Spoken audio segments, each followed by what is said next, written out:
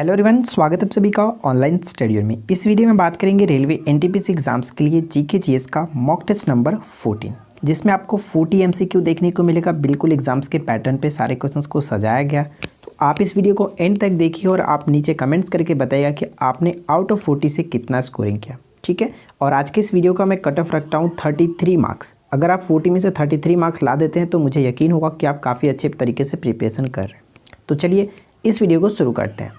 Video को शुरू करने से पहले आपसे एक छोटा सा अपडेट्स के बारे में आपको बताता हूं। देखिए, इस वीडियो के नीचे डिस्क्रिप्शन में मैंने अपने ऑनलाइन मॉक टेस्ट का लिंक दे रखा है। आपको पता है कि हम ऑनलाइन मॉक टेस्ट भी लेते हैं जो कि डेली प्रैक्टिस सेट होता है। तो अभी तक हम लोगों ने टोटल 10 मॉक टेस्ट आपको प्रोवाइड करा चुका है अपने वेबसाइट पे, और बिल्कुल फ्री में, कोई दिक्कत आपको नहीं होगी। जब चाहे आप जो कि प्रैक्टिस सेट लगा सकते हैं। और ये आपका डेली एक न्यू क्यूज़ भी आता रहता है, यानी अब तक मैंने आपको 10 मॉक टेस्ट फ्री में करा चुका है और रेगुलर आपको एक मॉक टेस्ट मिलता रहता है। तो इस वीडियो के नीचे डिस्क्रिप्शन में आपको लिंक दिया गया, आप वहाँ पर जाकर के फ्री में ऑनलाइन मॉक टेस्ट दे सकते हैं। बिल्कुल फ्री में है और आपको ये 30 क्वेश्चंस दिए गए हैं जो कि एग्जाम्स के पैटर्न पे सारे क्वेश्चंस, तो जाकर के आप जो कि प्रैक्टिस कर सकते हैं। तो अब बात करते हैं आज के इस वीडियो के फर्स्ट क्वेश्चन का। पहला क्वेश्चन ये कह रहा है कि भारत में उपनिवेशी काल में व्हिटली आयोग का उद्देश्य क्या था, बताइए। व्हिटली आयोग का उद्देश्य क्या था? तो इस क्वेश्चन का राइट आंसर हो जाएगा ऑप्शन बी, यानी श्रमिकों की मौजूदा परिस्थितियों पर प्रतिवेदन कर सिफारिश प्रस्तुत करना व्हिटली आयोग का जो कि उद्देश्य था। अगर हम बात करें कि व्हिटली आयोग का जो गठन किया गया था वो कब किया गया था, तो 1929 यानी 1929 में किया गया था। ये पॉइंट भी इंपॉर्टेंट होगा, ध्यान रखेंगे। सेकंड क्वेश्चन ये कह रहा है कि रैयतवाड़ी प्रथा प्रारंभ की गई थी, किसके द्वारा की गई थी, बताइए। सही आंसर होगा ऑप्शन ए, यानी थॉमस मुनरो के द्वारा। मैं आपको बता दूं कि थॉमस मुनरो के द्वारा यह व्यवस्था मद्रास, बम्बई और असम के कुछ भागों में लागू की गई थी। और इसके अंतर्गत बात करें तो कुल कितनी प्रतिशत भूमि थी, तो 51% भूमि इसके अंतर्गत थी, ठीक है। देखिए, इससे जुड़ी और भी कुछ पॉइंट्स है, जैसे मैं आपको बता दूं कि 1792, ठीक है, 1792 में सबसे पहले मद्रास में बरामहल जिले में पहली बार जो कि कर्नल रीड ने रैयतवाड़ी व्यवस्था को स्थापित किया था, ठीक है। और 1820 से लेकर के 1820 से 1827 के लिए जो वहाँ के तत्कालिक जो गवर्नर बने, मद्रास के जो गवर्नर बने, उनका नाम क्या था, थॉमस मुनरो, ठीक है। थॉमस मुनरो ने अब वहाँ पर मद्रास के पूरे भाग में, यानी कि मद्रास प्रेसिडेंसी में पूरी तरह से इसको लागू कर दिया था, ठीक है। जबकि 1825 ईस्वी में, ठीक है, 1825 ईस्वी में बम्बई में इसको लागू किया गया था। ये पॉइंट इंपॉर्टेंट होगा, ध्यान रखेंगे, क्लियर। चलिए क्वेश्चन नंबर 3 देखिए क्या कह रहा है। थर्ड क्वेश्चन ये बनता है कि किस राज्य, यानी कि बागपत जिले में, यानी किस राज्य के बागपत जिले में सादिकपुर सिनौली में पुरातात्विक स्थल को भारतीय पुरातत्व सर्वेक्षण द्वारा राष्ट्रीय महत्व के रूप में घोषित किया गया।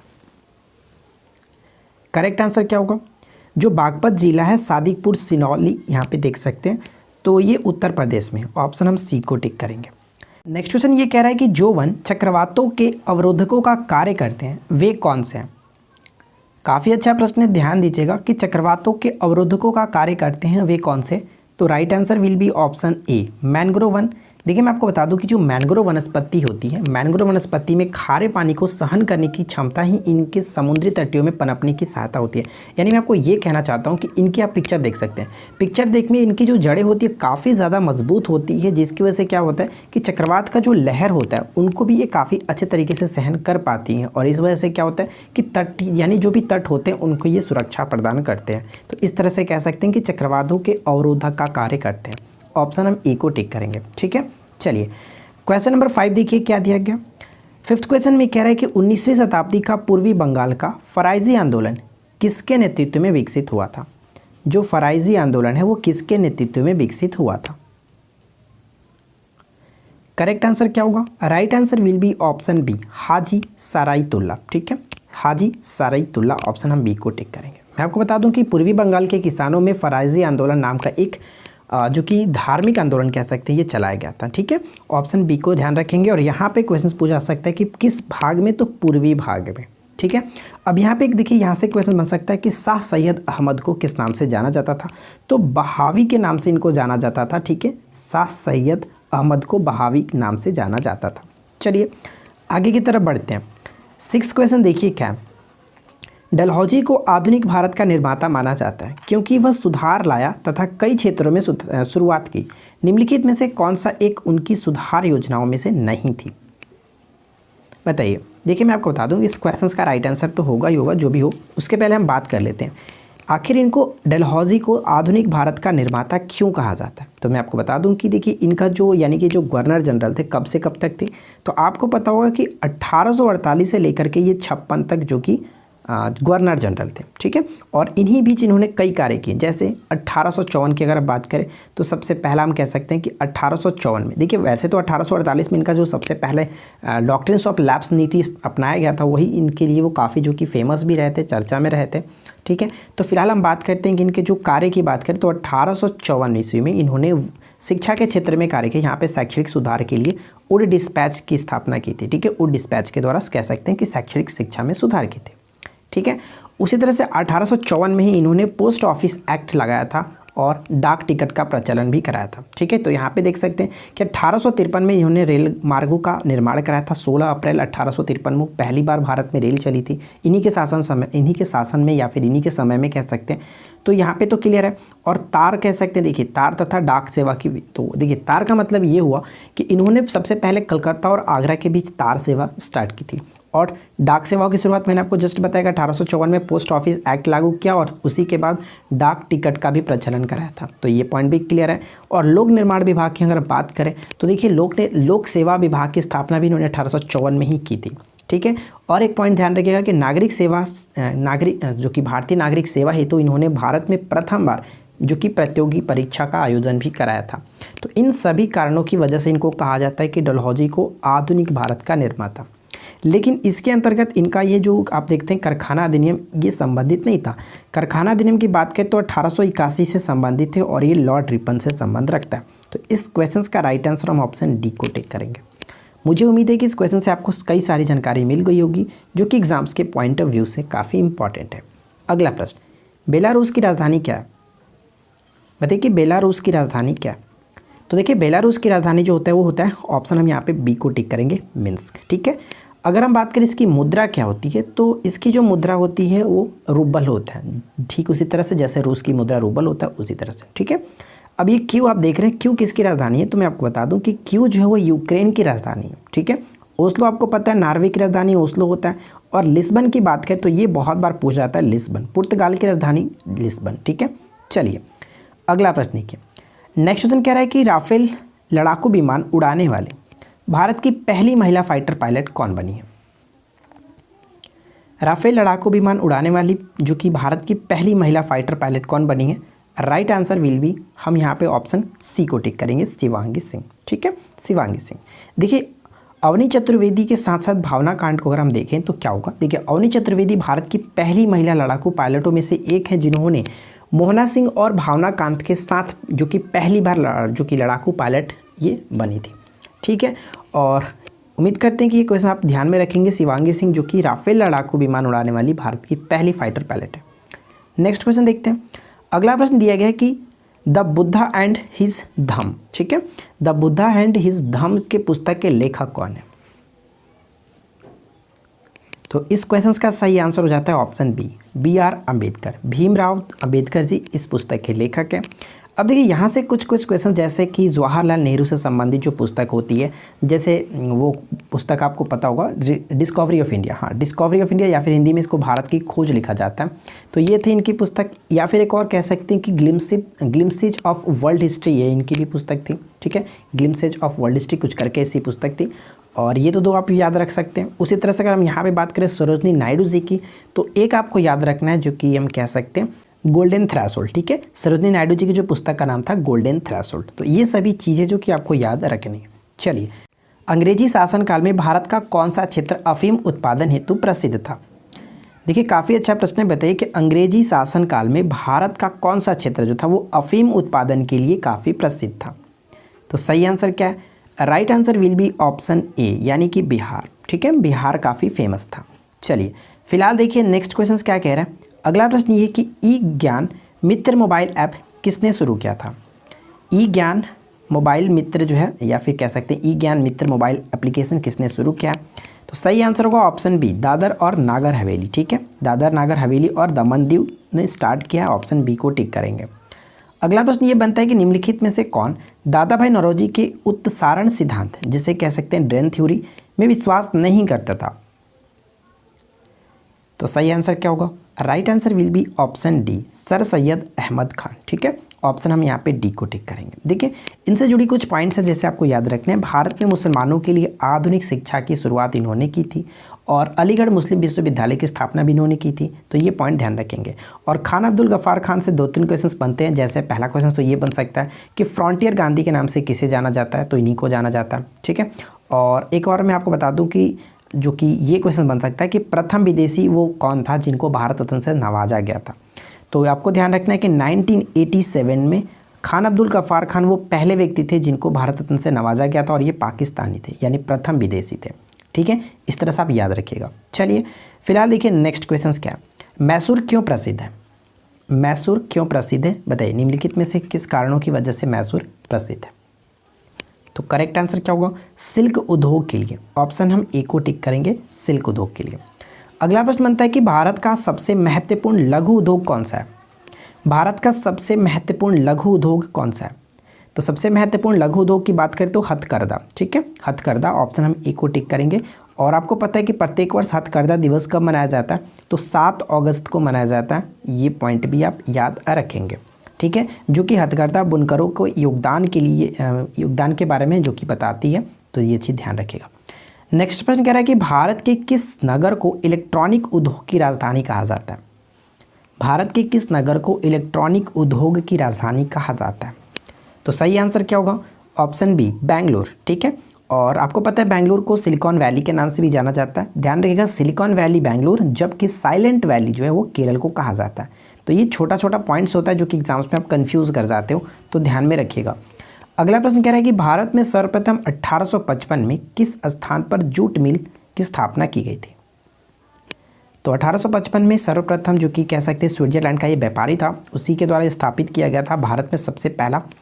ऑप्शन हम यहाँ पे डी को टिक करेंगे, जो कि रिसरा में। ठीक है, रिसरा में। अब ये रिसरा कहाँ पे? तो पश्चिम बंगाल राज्य में, जो कि हुगली जिले में ये स्थित है। ऑप्शन हम यहाँ पे डी को टिक करेंगे। नेक्स्ट क्वेश्चन देखिए, अगला प्रश्न बनता है कि राज्यों के राज्यपाल की केंद्र द्वारा नियुक्ति का प्रावधान किस देश के संविधान से लिया गया? काफ़ी अच्छा क्वेश्चन है, ध्यान दीजिएगा कि राज्यों के राज्यपाल की केंद्र द्वारा नियुक्ति का प्रावधान किस देश के संविधान से लिया गया? तो इस क्वेश्चन का सही आंसर है ऑप्शन हम बी को टिक करेंगे, कनाडा। ठीक है, कनाडा से। कनाडा से और भी चीज़ें ली गई हैं, जैसे कह सकते हैं कि संघीय शासन प्रणाली यहीं से ली गई है और उच्च न्यायालय का परामर्शी जो न्याय निर्णय होता है वो भी यहीं से लिया गया। ठीक है, और देखिए राज्यसभा की बात यहाँ पे की जा रही है, तो सॉरी राज्यपाल की बात की जाए तो राज्यसभा से मैं संबंधित एक चीज़ मैं आपको बताता हूँ। जैसे आपको याद रखना है कि राज्यसभा के सदस्यों का निर्वाचन, यहाँ पे अगर हम देखें तो दक्षिण अफ्रीका, इससे संबंध में आपको बता रहा हूँ। दक्षिण अफ्रीका से क्या क्या चीज़ें ली गई हैं? जैसे दक्षिण अफ्रीका से पहला चीज़ तो आपको पता होगा संशोधन की प्रक्रिया, संविधान में संशोधन की प्रक्रिया यहीं से ली गई है। और इससे संबंधित एक और पॉइंट है कि राज्यसभा के सदस्यों का जो निर्वाचन होता है वो यहीं से, वो प्रक्रिया जो है वो यहीं से ली गई है, दक्षिण अफ्रीका से। ठीक है, और अगर आयरलैंड की बात करें तो आयरलैंड के आपको पता है राज्य की नीति निधि सिद्धांत यहीं से ग्रहण किया गया, इसमें कोई दिक्कत नहीं। और ऑस्ट्रेलिया से बात करें तो ऑस्ट्रेलिया से क्या, ऑस्ट्रेलिया से हम जो कह सकते हैं जो सूची है हमारा समवर्ती सूची, उसको ग्रहण किया गया। और साथ ही साथ आप ये भी याद रखेंगे जो भाषा है, यानी कि प्रस्तावना की जो भाषा है वो भी यहीं से ग्रहण किया गया ऑस्ट्रेलिया से। तो इन सभी चीज़ों को ध्यान में रखना है। चलिए नेक्स्ट क्वेश्चन देखिए, अगला प्रश्न बनता है कि सभी राज्यों में कब तक one nation one ration card के तहत कवर किए जाने की घोषणा की गई है? तो करेक्ट आंसर होगा 31 मार्च 2021 तक। ठीक है, 31 मार्च 2021 तक one nation one ration card अपनाने की घोषणा की गई है। निम्नलिखित में से किस नगर को बुनकरों का नगर कहा जाता है? किस नगर को बुनकरों का नगर कहा जाता है बताइए? तो बुनकरों का नगर पानीपत को कहते हैं, ऑप्शन डी को टिक करेंगे। नेक्स्ट प्रश्न बनता है कि पास्को स्टील प्लांट निम्न में से किस स्थान पर स्थापित है? पास्को स्टील प्लांट, देखिए पास्को जो स्टील प्लांट है वो भारत में कह सकते हैं पास्को यानी कि जो दक्षिण कोरिया की स्टील कंपनी है उसी के साथ ये समझौता के तहत ये स्थापित किया गया था भारत में। और ये उड़ीसा के पारादीप कह सकते हैं, ऑप्शन हम सी को टिक करेंगे। ठीक है, उड़ीसा में स्थित है। अगला प्रश्न है कि चिनाब नदी का उद्गम स्थल कहाँ है? बताइए कि चिनाब नदी का जो उद्गम स्थल है वो कहाँ है? तो चिनाब नदी का उद्गम होता है बाड़ालाचा जो दर्रे के निकट से, कह सकते हैं हिमाचल प्रदेश में बाड़ालाचा दर्रे के निकट से। और जो चिनाब नदी है, चिनाब नदी को हम कह सकते हैं ये सिंधु नदी की सहायक नदी भी है, तो ये पॉइंट भी आप याद रखिएगा। चलिए नेक्स्ट क्वेश्चन देखिए। अगला प्रश्न बनता है कि भारत की प्रथम औद्योगिक नीति की घोषणा निम्न में से किस वर्ष में की गई थी। भारत की प्रथम औद्योगिक नीति की घोषणा किस वर्ष में की गई थी। तो 1948, ठीक है, 1948 में ऑप्शन ए को टिक करेंगे। नेक्स्ट प्रश्न देखिए। अगला प्रश्न है कि जल का घनत्व 1 ग्राम प्रति सेंटीमीटर क्यूब है। यह बिल्कुल सही है। किस टेम्परेचर पर, किस टेम्परेचर पर। और मैंने आपको कल जो मैंने साइंस का वीडियो दिया था, आपको एनसीईआरटी बेस्ड पे हमारा जो साइंस का टेस्ट सीरीज चल रहा है, अगर आपने उसको नहीं देखा तो ज़रूर देखिए। बहुत अच्छे अच्छे क्वेश्चन मैं आपको वहाँ पे करा रहा हूँ। आने वाले एग्जाम्स में डेफिनेटली वहाँ से कई सारे क्वेश्चन आपको देखने को मिलेंगे बिल्कुल, क्योंकि एनसीईआरटी बेस्ड पे मैं करा रहा हूँ। तो आप उसको जा करके देखिए, ज़रूर फॉलो करते रहिए, ठीक है। तो उस वीडियो में आपको बताया था जल से घनत्व से संबंधित। तो करेक्ट आंसर यहाँ पे क्या होगा, ऑप्शन बी। देखिए जल का जो सर्वाधिक घनत्व होता है वो 4 डिग्री सेंटीग्रेड पर ही होता है। और अगर हम बात करें कि जल का सबसे कम घनत्व कहाँ पे होता है, तो वो 100 डिग्री सेल्सियस पे सबसे कम घनत्व होता है। क्लियर। अगर क्वेश्चन ये पूछा गया था, उसमें मैंने आपको बताया था कि अगर कोई वस्तु 4 डिग्री सेंटीग्रेड पर काफ़ी अच्छे तरीके से तैर रही है, अगर वो पानी का तापमान बढ़ा करके 100 डिग्री सेल्सियस कर दिया जाए, तो उस कंडीशन में वस्तु क्या होगा, तो वस्तु पूर्णतः डूब जाता है। क्यों, इसका कारण यही होता है कि जल का घनत्व जो वो 100 डिग्री सी पर काफ़ी कम हो जाता है, यानी कि बहुत कम हो जाता है, सबसे कम वहीं पे होता है, और इस वजह से जो वस्तु होता है वो डूब जाता है, ठीक है। तो इस तरह से मैंने आपको वहाँ पे बताया था, तो आप जा करके उस वीडियो को ज़रूर देखें। नेक्स्ट क्वेश्चन कह रहा है कि भारतीय इस्पात प्राधिकरण लिमिटेड, जिसको सेल के नाम से जानते हैं, इसकी स्थापना कब की गई थी। तो देखिए सेल की स्थापना जो की गई थी वो कब की गई थी, तो हम यहाँ पे कह सकते हैं 1974। अब इसको याद रखने का छोटा सा मैं आपको तरीका बताता हूँ। देखिए सेल यानी एस से स्टार्ट होता है, 7 भी लिखते हैं तो एस से स्टार्ट होता है, 7 इस तरह से, तो यानी कि देखिए 74 इस तरह से आप याद रख सकते हो, कोई दिक्कत नहीं, ठीक है। तो ये छोटा सा तरीका हुआ, आप याद रख सकते हो। अगला प्रश्न क्या बनता है, पंचायत समिति के सदस्य बताइए कौन होते हैं। पंचायत समिति के सदस्य, यहाँ पे करेक्ट आंसर क्या होगा। पंचायत समिति के सदस्य जो होते हैं प्रत्यक्ष रूप से जनता द्वारा निर्वाचित किए जाते हैं। ऑप्शन सी को टिक करेंगे। नेक्स्ट क्वेश्चन क्या बनता है कि पंचायती राज संस्थाओं की कार्य पद्धति के निरीक्षण के लिए अशोक मेहता की अध्यक्षता में एक समिति जो कि नियुक्त की गई थी, बताइए कब। तो देखिए इस क्वेश्चन का राइट आंसर क्या होगा, ऑप्शन हम बी को टिक करेंगे। जनता सरकार द्वारा आपातकाल के उपरांत सत्ता संभालने के पश्चात की गई थी, ठीक है। और अगर हम बात करें अशोक मेहता समिति का जो गठन किया गया था कब, तो 1977 में किया गया था, लेकिन जनता सरकार के द्वारा, ठीक है। ऑप्शन बी बिल्कुल सही होगा। और आपको पता है कि अशोक मेहता समिति ने पंचायती राज को कौन सी सिफारिश की थी, तो 2 स्तरीय पंचायती राज की सिफारिश की थी, जबकि बलवंत राय मेहता ने 3 स्तरीय पंचायती राज की व्यवस्था की थी, सिफारिश की थी। तो ये ध्यान रखेंगे। अच्छा बलवंत राय मेहता समिति की बात करें तो वो कब था, तो वो भी आप याद रखेंगे 1957 में, ठीक है, 1957 में, सॉरी 1957 में, ठीक है। चलिए अगला प्रश्न देखिए क्या कि ई कोर्ट का उद्देश्य क्या है, बताइए कि ई कोर्ट का उद्देश्य है, तो राइट आंसर क्या होगा। ई कोर्ट का उद्देश्य कह सकते हैं, ऑप्शन हम सी को टिक करेंगे, न्याय प्रक्रिया को सरल बनाना और मामलों का त्वरित निपटान करना। ऑप्शन हम यहाँ पे सी को टिक करेंगे, ठीक है। चलिए नेक्स्ट क्वेश्चन क्या बनते हैं, निम्नलिखित में से कौन पंचायती राज संस्था नहीं है, बताइए निम्नलिखित में से कौन पंचायती राज संस्था नहीं है। तो मैं आपको बता दूं कि पंचायती राज संस्था नहीं है, ऑप्शन हम यहाँ पे डी को टिक करेंगे, नगर परिषद, जिला परिषद, पंचायत समिति और ग्राम पंचायत, ये तीनों के 3 स्तरीय। मैंने आपको जस्ट बताया कि जो बलवंत राय मेहता जी थे उन्होंने 3 स्तरीय पंचायती राज के बारे में कहा था, और यही 3 है, ठीक है। नगर परिषद इसके अंतर्गत नहीं आता, इसलिए ऑप्शन हम डी को टिक करेंगे। चलिए नेक्स्ट क्वेश्चन, अगला पॉइंट बनता है कि पुस्तक द प्रॉमिस्ड लैंड के लेखक कौन है। हाल ही में ये पुस्तक जो कि काफ़ी चर्चा में रहा है और ये लिखी गई है, तो देखिए द प्रॉमिस्ड लैंड पुस्तक के लेखक कौन है, बराक ओबामा, ऑप्शन जो कि सी को टिक करेंगे। नेक्स्ट क्वेश्चन क्या बनते हैं, ग्लोबल इनोवेशन इंडेक्स 2020 में भारत का रैंक क्या है। ग्लोबल इनोवेशन इंडेक्स 2020 में भारत का रैंक क्या है, तो इस क्वेश्चन का राइट आंसर हम ऑप्शन सी को टिक करेंगे, 48वां रैंक, ठीक है। 2020 की बात करें, अगर इससे पहले के हम देखें तो इससे पहले भारत जो कि 4 पायदान नीचे था, हम कह सकते हैं कि 52वें स्थान पर था, लेकिन अब टॉप 50 कंट्री के नीचे आ चुका है, यानी टॉप 50 में आ चुका है। और एक क्वेश्चन ये बन सकती है कि ग्लोबल इनोवेशन इंडेक्स जो किसके द्वारा जारी किया जाता है, तो विश्व वैश्विक संपदा संगठन के द्वारा जारी किया जाता है। और इस वर्ष जो कि फर्स्ट रैंक किसे मिला है, तो फर्स्ट रैंक स्विट्जरलैंड को मिला है, सेकेंड रैंक कह सकते हैं स्वीडन को मिला है, और थर्ड रैंक जो है वो यूएसए को मिला है, ठीक है। तो इस तरह से आप याद रखिएगा। आगे बढ़ते हैं। नेक्स्ट क्वेश्चन कह रहा है कि सैंडस्टोन का जो रूपांतरण किया जाता है किस में, बताइए। सैंडस्टोन को रूपांतरित किया जाता है, सैंडस्टोन का मतलब बलुआ पत्थर, बलुआ पत्थर का जो रूपांतरण होता है वो क्वार्टजाइट में होता है, ऑप्शन डी को टिक करेंगे। नेक्स्ट प्रश्न देखिए, अगला क्वेश्चन ये कह रहा है कि किस योजना ने पहली बार गरीबी हटाओ पर जोर दिया था, यानी जो पंचवर्षीय योजना से रिलेटेड ऑलरेडी हमारा वीडियो है, आप वहाँ पे देख सकते हैं, एमसीक्यू के माध्यम से कराया गया। तो अगर हम यहाँ पे बात करें कि किस योजना ने पहली बार गरीबी हटाने पर जोर दिया था, तो राइट आंसर होगा ऑप्शन सी, 5वीं पंचवर्षीय योजना।